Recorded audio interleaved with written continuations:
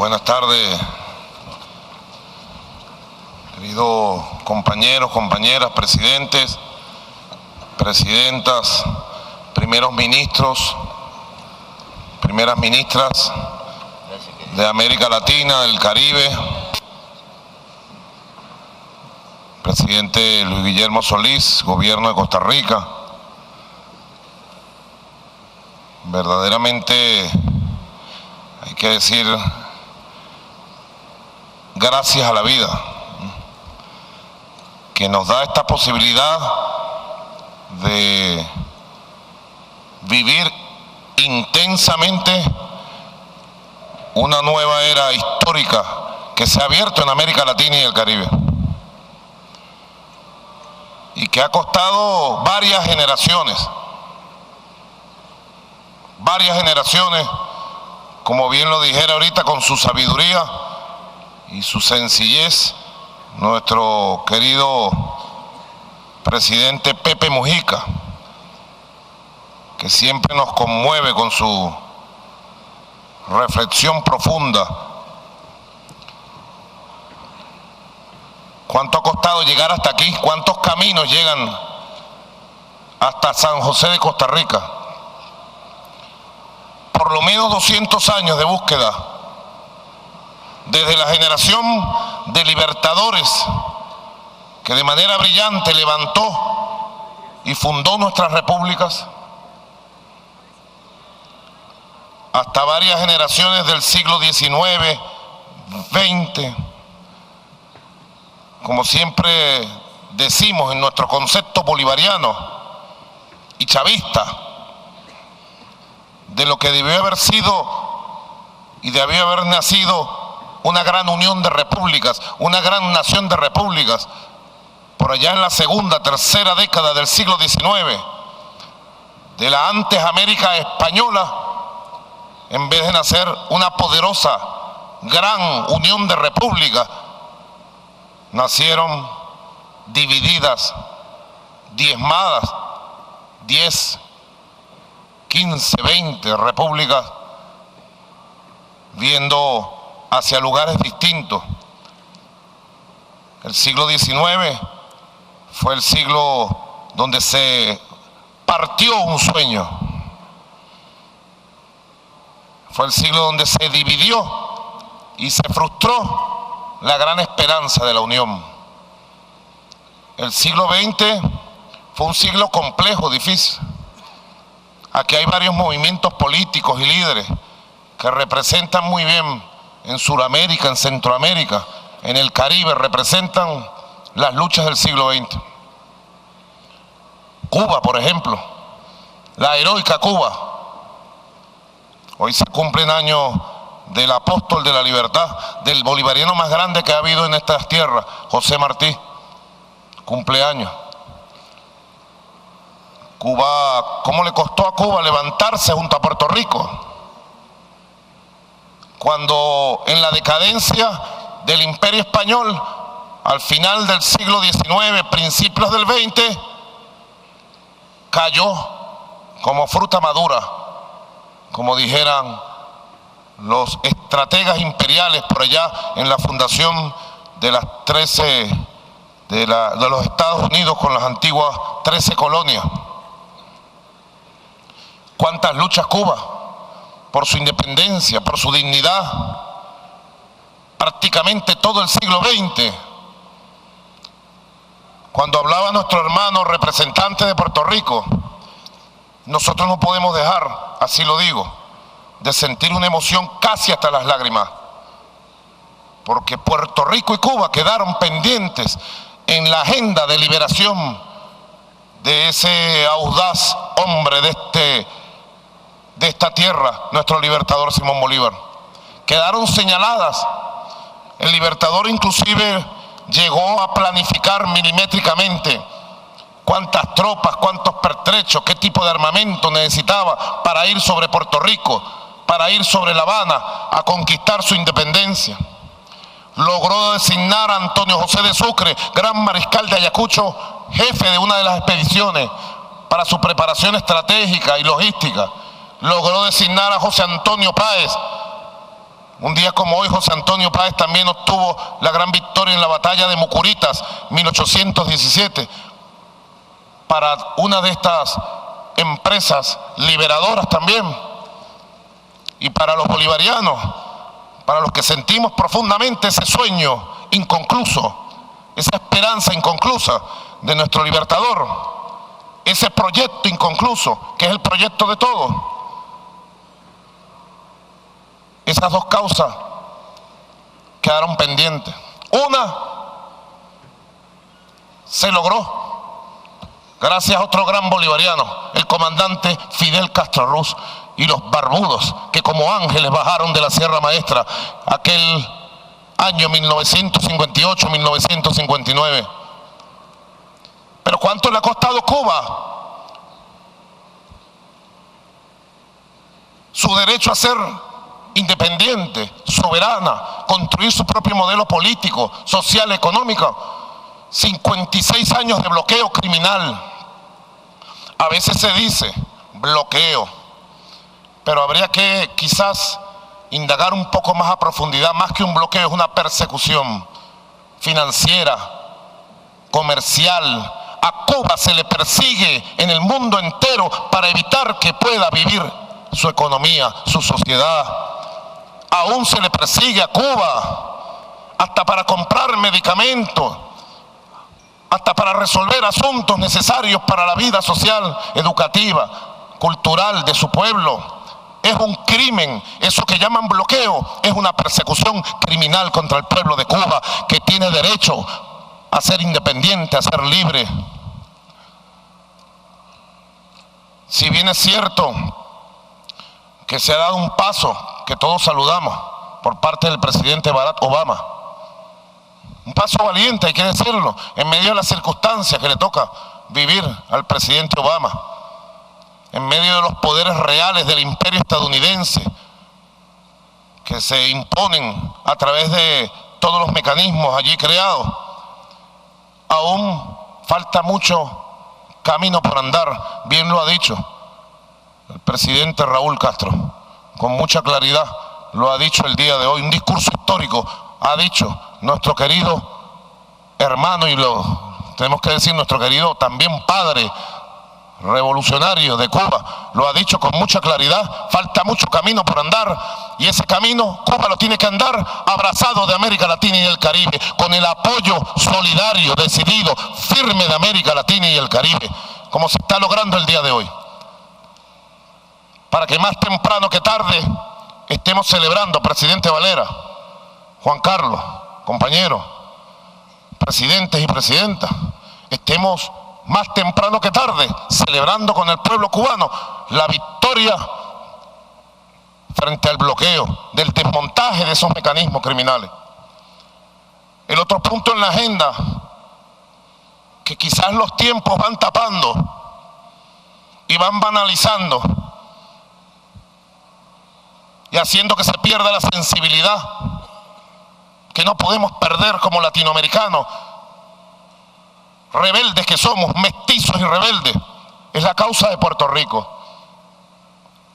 Por eso decía que hasta las lágrimas casi llegamos cuando escuchamos a Rubén Berrío en la bancada de Augusto César Sandino de la República de Nicaragua. Es un hecho histórico lo que acaba de suceder. Puerto Rico tiene derecho a su identidad, a su camino, en su casa con sus hermanos, y su casa es América Latina y el Caribe, y sus hermanos somos nosotros. Por eso nosotros acompañamos la declaración que se aprobó en La Habana y que se ratifica en esta cumbre, de acompañar la descolonización de Puerto Rico. Y nos sumamos y le hacemos un llamado a nuestros hermanos, presidentes, presidentas, gobiernos, pueblos del continente, a levantar la bandera.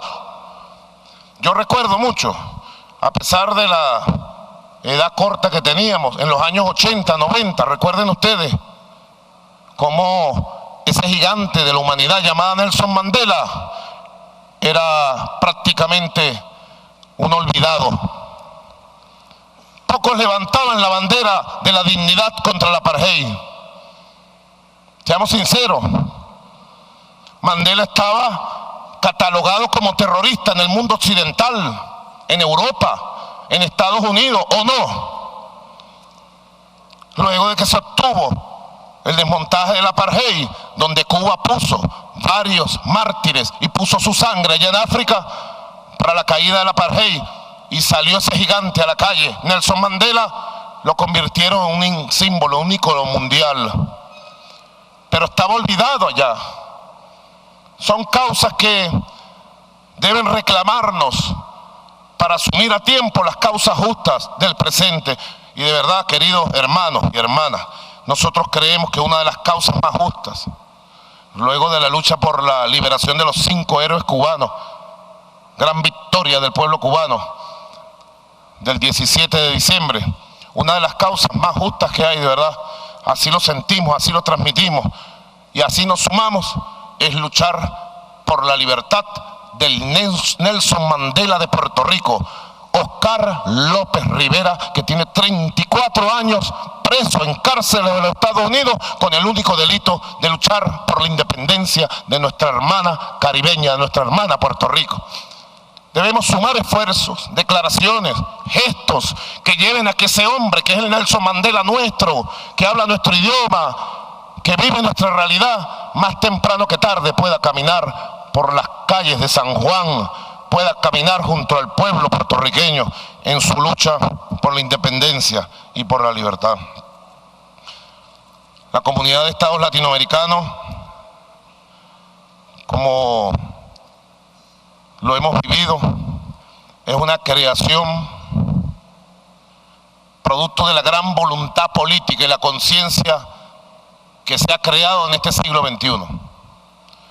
Si el siglo XIX fue el siglo de la frustración y la división, si el siglo XX fue un siglo difícil de dominación imperial, de dictaduras, el siglo XXI se anunció temprano como el gran siglo de nuestra América, como el nuevo siglo para la nueva oportunidad. Y la CELAC ha sido producto, querido presidente Pepe, como lo decía usted en su intervención, de una gran voluntad política.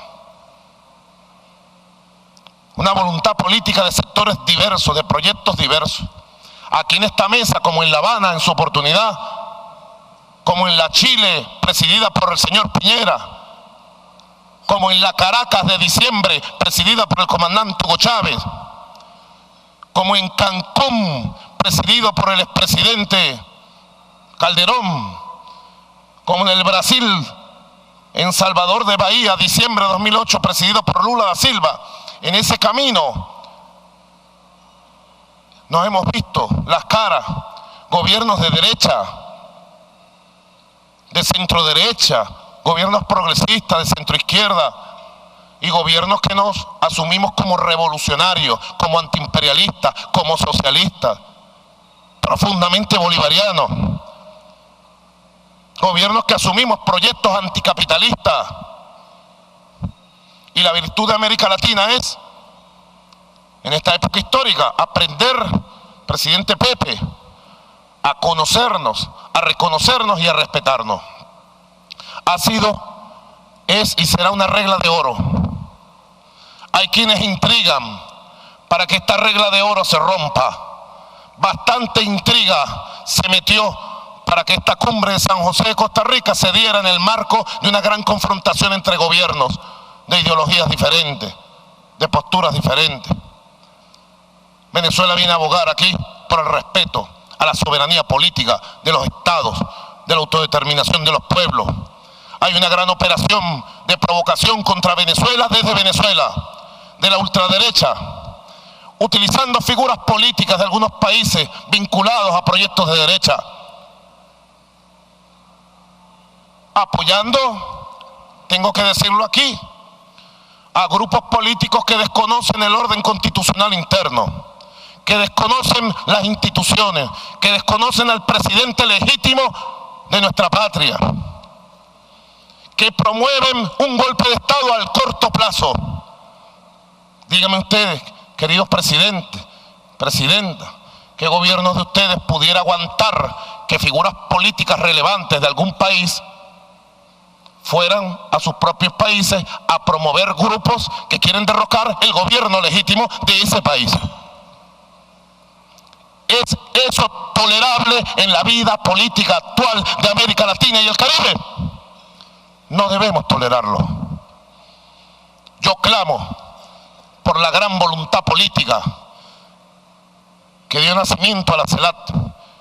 Clamo por el respeto y desde la diversidad continuar el camino de la construcción de la nueva unión de América Latina y el Caribe. Desde Venezuela nosotros seguiremos aportando nuestro granito de arena, con humildad, con pasión, con amor, con capacidad de aprendizaje de todos los gobiernos, con paciencia.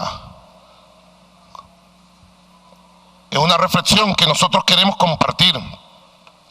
En este camino, donde, como decía el presidente sandinista, Daniel Ortega, hay mucha gente, corrijo, hay gente que le irrita que América Latina haya encontrado su camino de unión y que en los años que están por venir, en la próxima década, ya nosotros podemos soñar y lograr ser un bloque político, económico, cultural, inserto en el mundo, respetado por el mundo. Tremendo logro, la instalación del Foro de Cooperación China, América Latina y el Caribe. Logro colosal, con un fondo de 35.000 millones de dólares para inversión en infraestructura, en comercio, en desarrollo. Haber definido desde la CELAC la priorización, si se puede decir de esa manera, en nuestras relaciones internacionales de los BRICS fue un acierto. Ahora hay que profundizar las relaciones con la India, con Rusia, con Sudáfrica. Aquí está Brasil, nuestra hermana Brasil, eje y vanguardia de los BRICS, que bastantes lecciones nos puede dar para ayudar en ese camino de construcción. Qué bueno poder soñar, tener un poderoso bloque nuestro americano. Con Estados Unidos la historia ha sido larga de confrontación. Presidente Varela, vamos para Panamá el 10 y el 11 de abril. Panamá. Allá va a estar el presidente Obama. Y con el presidente Obama, seguro, en esa cumbre tendremos la oportunidad de intercambiar de manera franca y respetuosa criterios sobre el futuro de las relaciones entre Estados Unidos de Norteamérica y América Latina y el Caribe. Fíjense qué ventaja poder hablar con una sola voz, América Latina y el Caribe, por primera vez en la historia de 200 años de existencia. Y poder hablar con la otra América, como dijo el presidente Raúl Castro. Hablar las dos Américas, la América del Sur, mestiza, orgullosa de su historia, en vías del desarrollo, la América no imperial, la América que sueña en democracia, que sueña en diversidad, con la otra América, que algún día tendrá que dejar de soñar con el lenguaje del imperio, de actuar con el lenguaje del imperio. Algún día el mundo de los imperios se acabó. El siglo XXI será el siglo del fin de los imperios que han existido y de los que sueñan por existir. El siglo XXI, estamos seguros, será el siglo de la multipolaridad, del mundo multicéntrico, del equilibrio del universo que soñó el libertador Simón Bolívar. Hay muchas tareas. Costa Rica ha cumplido un papel extraordinario como presidente de la CELAC. Extraordinario, de verdad. Y ha mantenido el ritmo del trabajo, de la construcción. Ahora viene la presidencia del presidente Correa. Presidente Correa, me permito comentar, presidente, entre muchas ventajas que tiene, es que ha vivido desde adentro del proceso, desde su primer paso. Porque es un presidente electo, reelecto y ratificado. Legítimamente por su pueblo. Electo y reelecto. Y recontrarreelecto. Y tiene la experiencia, el empuje, el amor. Es un bolivariano, es un alfarista. Hoy también se cumple 103 años del asesinato de ese general bolivariano, gigante de América, Eloy Alfaro también. Y sabemos que Ecuador va a asumir la presidencia con pasión. Nos están presentando una carta un plan de trabajo de verdad. Hay muchas tareas hacia adentro de consolidación. Nosotros debemos pensar seriamente en una estructura que vaya madurando de coordinación, de ejecución de políticas, pensar en metas concretas, como ha dicho el presidente Correa en su intervención. Nosotros humildemente desde Venezuela decimos, cuenten con el apoyo, el respaldo, la compañía, la solidaridad de la República Bolivariana de Venezuela, de la Revolución Bolivariana, presidente Correa, y los presidentes del cuarteto para todas las tareas que tenemos pendientes de aquí en adelante. Igualmente quiero expresar